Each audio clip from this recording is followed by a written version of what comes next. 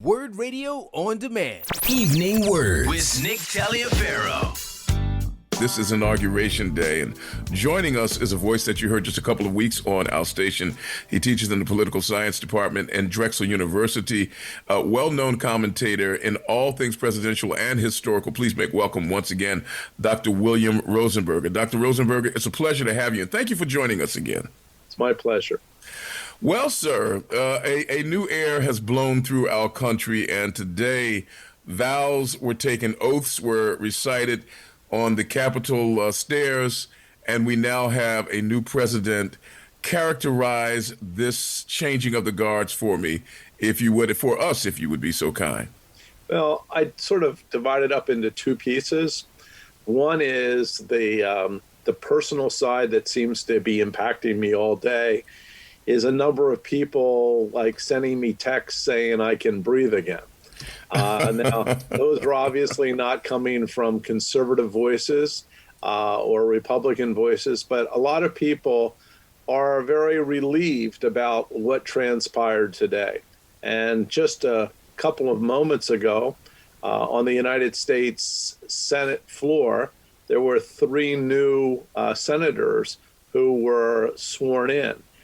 2 from the state of Georgia, yes. Warnock and Ossoff, an African-American minister, a Jewish millennial, and then Padilla, who was from California, the first Hispanic to represent the state of California. So there were a lot of firsts going on, in addition to the big story with Joe Biden being inaugurated along with Kamala Harris. So it's been a very big day.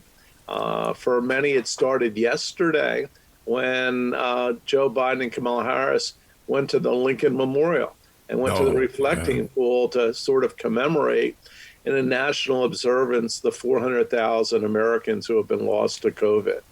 Something that the former president, and that's actually the first time I've used that phrase, the former president, never did. He never sort of had sort of the moment of silence or the remembrance for all those lives that were lost. And that's set up for today's experience. And as we go through this program, I'll share with you some other thoughts about how this inauguration came about and what it means. Well, I mean, look, this is a great time to enter into that, because I know that the symbolism of the peaceful transference of power is one thing about these inaugurations, but this particular inauguration had been impinged upon by so many other elements, the recalcitrance and the truculent attitude of the former president, his unwillingness to acknowledge his loss or to recognize that democratic policies are more important than his own personality. So tell us a little bit more about what you see or what you saw in the inauguration as a matter of ritual. So one of the things that I haven't seen discussed on any of the news coverage of the day, but what I think is very important is that if people have been paying attention and watching either network news or cable news over the past week or so, you've seen the arrival of 25,000 National Guardsmen that were here to restore order and protect the inauguration. We saw 8-foot-high fencing that made the area of the Capitol equivalent to the Green Zone in Baghdad. So while we were celebrating this peaceful transition of power, it really wasn't so peaceful. It was an armed camp. And what was also, I thought, really remarkable is that I've been advocating for maybe a couple of weeks now that I thought that there shouldn't have been a standard inauguration at the Capitol steps. I thought it should have been at the White House, as it was done with FDR in his 4th term, or at some more secure location like FedEx Field, where you could still have a number of people there, but you could maintain security. I just had these fears of a small, not as big as the the band of insurgents at the Capitol 2 weeks ago, the imagery of combative protesters being caught on television and being shown all over the world. I thought that would be a devastating scenario. Not so much that I was afraid for Joe Biden and Kamala Harris's lives, but just the imagery of the optics of it. But I have to say that I think that it ended up turning out to be a wonderful experience. Okay, there wasn't that insurgence that's happening, but I would also caution many listeners to realize that, and I realize I'm going to sound a little bit negative when I say this. Bin Laden changed our lives. Okay, True. after 9/11. We no longer fly the same way we used to with planes, and we don't take trains in the same way. And security is so much different. Now that we've seen an insurgence like this, we're much more aware of the potential danger that exists in the United States. And those people, while we may arrest 300 or 400 of them, and we may prosecute them, there were thousands of people there, and there were also sympathizers all over the country. So, it's going to be interesting what happens. Are the fences going to come down tomorrow? I don't think so. No. Well, let me ask you. I mean, what is it that poisoned the zeitgeist of America, where we had to create an armed camp out of our capital city? Donald Trump didn't create these things. He is the embodiment, the avatar of them. But what led to this place where Americans are taking up arms against other Americans in the name of patriotism? Well, I would suggest it's a very long arc of history that we're talking about. And if I was just to choose a point in history, I would recognize the Civil War. Wow. When we had the North and the South combating over a variety of policies, but one of the central one being slavery.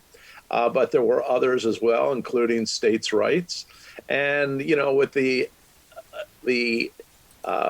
feature of the outcome of the war where the Union won, it developed into the formation of organizations like the Ku Klux Klan, and how that developed into Jim Crow laws, and how basically the United States has never really gotten out of that mode, although I would say that it was more hidden. It wasn't so much on the surface. Not that it wasn't certainly there, but it was under the radar, so to speak. And even the FBI that's been dealing with, quote, domestic terrorism has had a little bit of a blind eye. If we just think back to Tim McVeigh blowing up the federal building, he's of the same ilk of a lot of the people that stormed the Capitol. And, when some in the government said we have to pay much more close attention to this, it didn't get much attention, particularly in the Trump administration.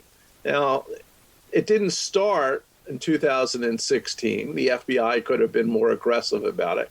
But now, when I read coverage in the New York Times or other publications, I'm amazed by the number of groups that are out there that have these right-wing leanings. It's truly remarkable. The peacekeepers, the people that are part of the Oath group, the Oath Keepers, yeah. Oath Keepers. It's just an incredible number. The 3%ers.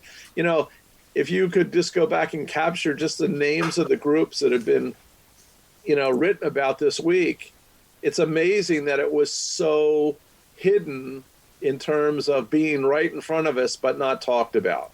And I think Charlottesville just a couple of years ago gave rise to that scenario as well, when Donald Trump said there are good people on both sides, when one side was marching saying, you will not replace us with tiki torches and neo-Nazi images. And this has been going on for a while.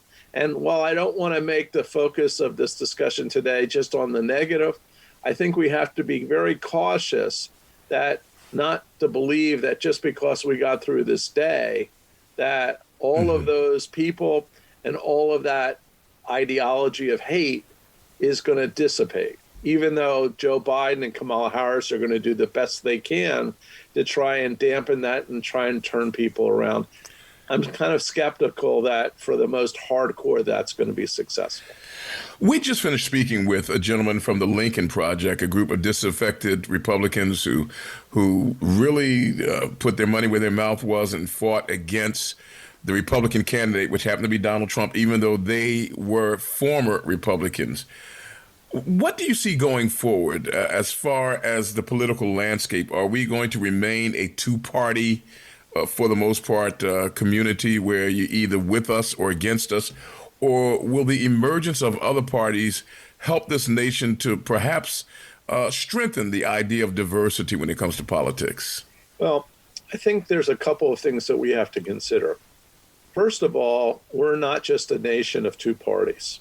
That the largest group of Americans is actually independent voters. Oh, really? Still? Really? So about 40% of voters are independent, and then the Democrats and the Republicans split the remainder. So these are basically the swing voters. They can turn the election in one direction or another. I think in recent years, a lot of the independents have actually been leaning Republican, and in particular in 2016, they certainly did. But in 2020, I think they came back a little bit towards the Democratic Party.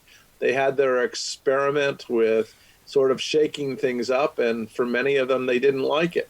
And in particular, I think one of the groups that falls into that category are white suburban women around places like Philadelphia, but also around places like Atlanta, Georgia. So that there's a teetering of the balance of power. But in addition to this, you mentioned the Lincoln Project. I don't think they would necessarily view themselves as not Republicans. They may view themselves as a group who has had their party hijacked.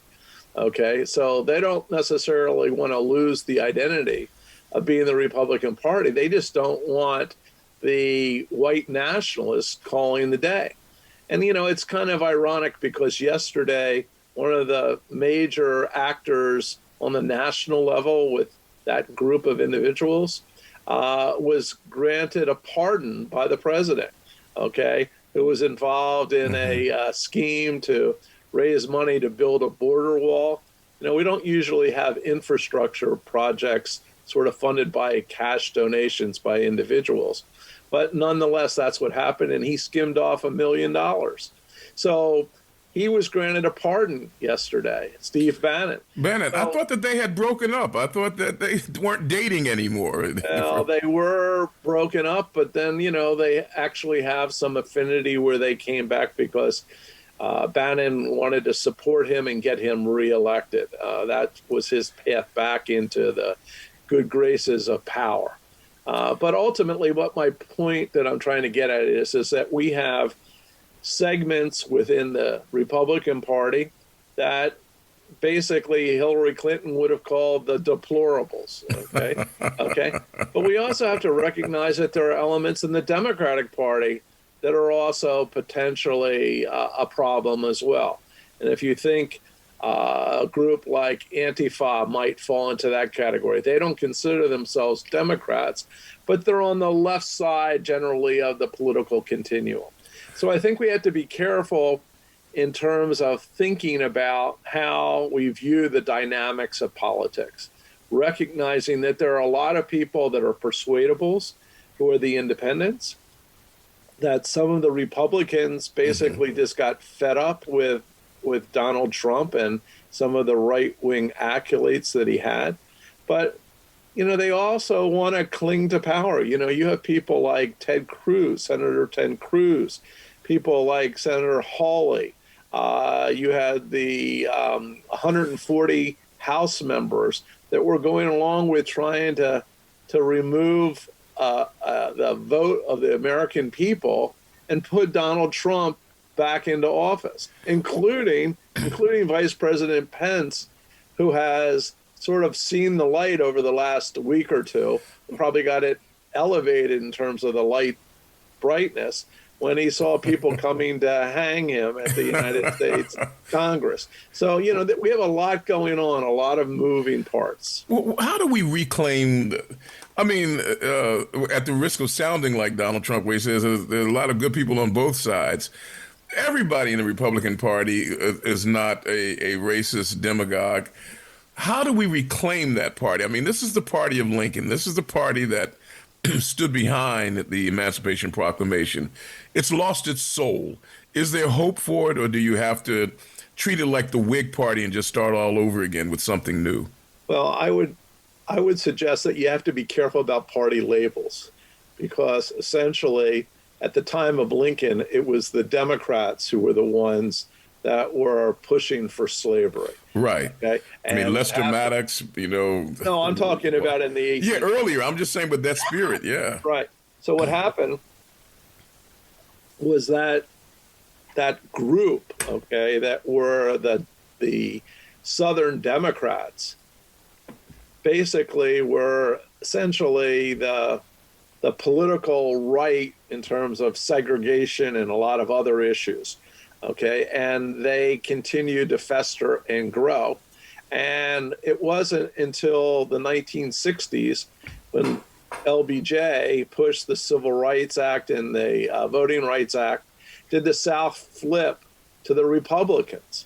The South used to be solidly Democratic. Yeah, it wasn't the Democratic Party of Kamala Harris and Joe Biden.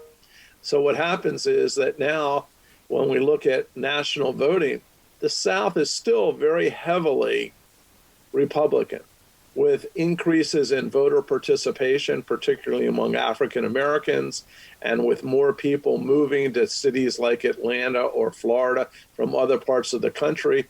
That's sort of collapsing a little bit. But that part of the country, and as you go through the lower Midwest and then up to areas like Idaho and North Dakota, those are still red. They're still Republicans. So I think what we're seeing is that Joe Biden, in his his inauguration speech today, was basically calling out to the nation to say we have to have unity, we have to work together, we have to find the things that bind us in a way that makes America stronger. Now, whether or not the right-wing elements or the conservative elements are going to come on board, that's still an open question. We're speaking with Dr. William Rosenberg, a professor of political science at Drexel University. This is Inauguration Day, so of course our thoughts center around the inauguration, but we can't do that without talking about what has happened to this country and the lingering after effects of it.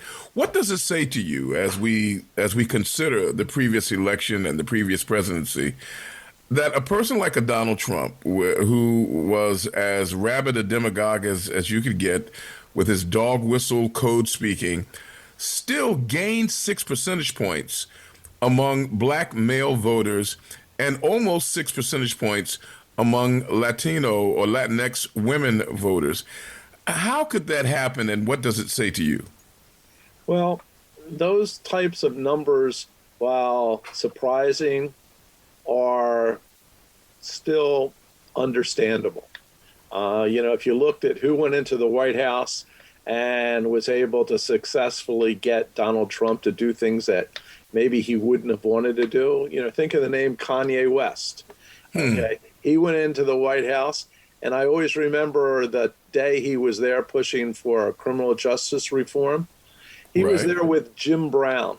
And for those of your listeners that aren't so familiar with Jim Brown, he was an NFL superstar in the 1960s, and he was also a major social activist. He walked away from the NFL when he was being pressured to come back from a film he was making in Europe, and his team refused to grant him a little bit of an extension. And then he turned around and organized largely black athletes to create sort of a social movement that was based upon economic reform. And later, he was a major player in sort of promoting the dissolution of gang violence in the United States, particularly out in California.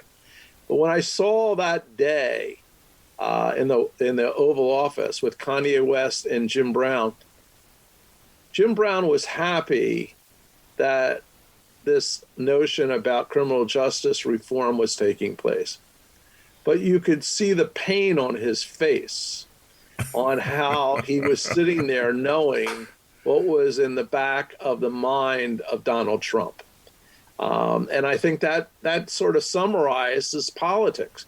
You know, Jim Brown was there because he was getting something that he desperately wanted, okay, the criminal justice reform.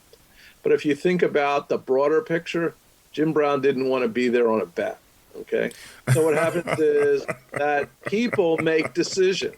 They make decisions that are sort of very consequential. And I'll give you another Philadelphia example. Okay. If we go back to the 1970s, Philadelphia had Frank Rizzo, the mayor of Philadelphia. Right. And if your listeners remember Whitman Park in South Philadelphia, absolutely, there was a move afoot to try and push blacks out of that neighborhood and gentrify it, not necessarily the way Society Hill is today, but make it white again. And it ended up that Frank Rizzo wanted to kind of get the support of that community, the white community there. Right. So he made a statement at a rally in which he said, there's an election coming up, there's votes going to be important. You know, whites need to support me, essentially what he was saying. And then the applause went up through the roof. But in fairness to Frank Rizzo, he was overpowered in terms of the sound in the room. And he said, and blacks who think like I do should vote for me as well. Okay. So what happened was he did codify essentially the fact that he wasn't just overtly racist by just the first part of the statement that got picked up by the mic. But what was really interesting is when you look at charter change reform, which was going to allow the mayor to run for another term, there were still 4% of blacks in Philadelphia that voted for Frank Rizzo. Yeah. Now, the reason why a lot of them did it was that they were policemen and firemen and municipal service people, and they either had a personal affinity because they knew him personally, or they felt comfortable that he was going to protect their jobs and give them raises. So people make decisions, and they're not always as clear on the surface as they are underneath. Got about 2 minutes left, Dr. Rosenberg. Time with you just flies as we're talking. Your grasp of history is always refreshing to me. But let's look to the future now. We've got a new president. We've got a new vice president. It's not enough to simply have euphoria because we got rid of something. Now we have to embrace what we have. Tell me what we have. What can you expect from let's look at the first 100 days of the Biden presidency.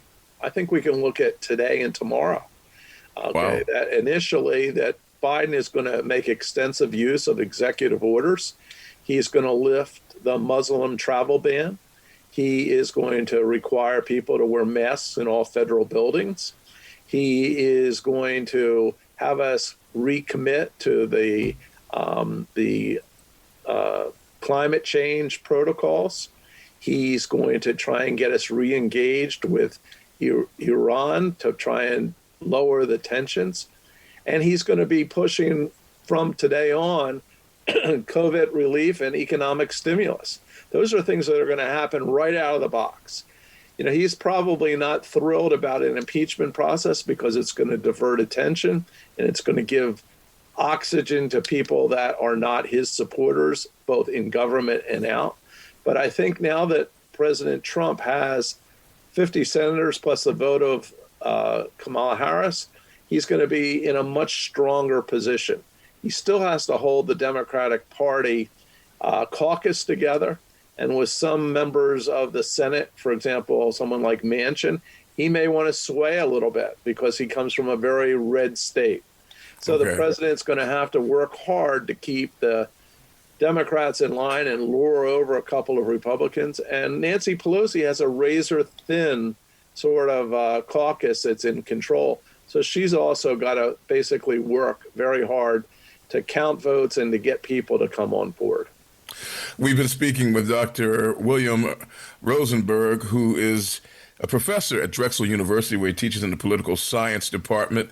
Dr. Rosenberg is the author of several books and a plethora of articles and is an expert on matters of election and public opinion. It's always a pleasure to have you, sir. I thank you for joining us on this very heady day in America when we dare to hope that what we've seen is over and that the sun will shine brighter going forward. Thank you for your time and look forward to the next time you're with us. Right, and I hope your audience tunes in tonight because there's going to be some great entertainment. Since there's not going to be the usual balls and galas. Right. But there's going to be a lot of entertainment to celebrate the inauguration tonight. Well, I'll tell you, the inauguration itself was pretty entertaining. Jennifer Lopez singing at an inauguration. It was quite a performance. Thank you, sir. We appreciate it and all the best to you. All right, you take care. You've been listening to WURD Radio On Demand. Listen live to WURD Radio, 96.1 FM and 900 AM WURD. Streaming live at WURDradio.com.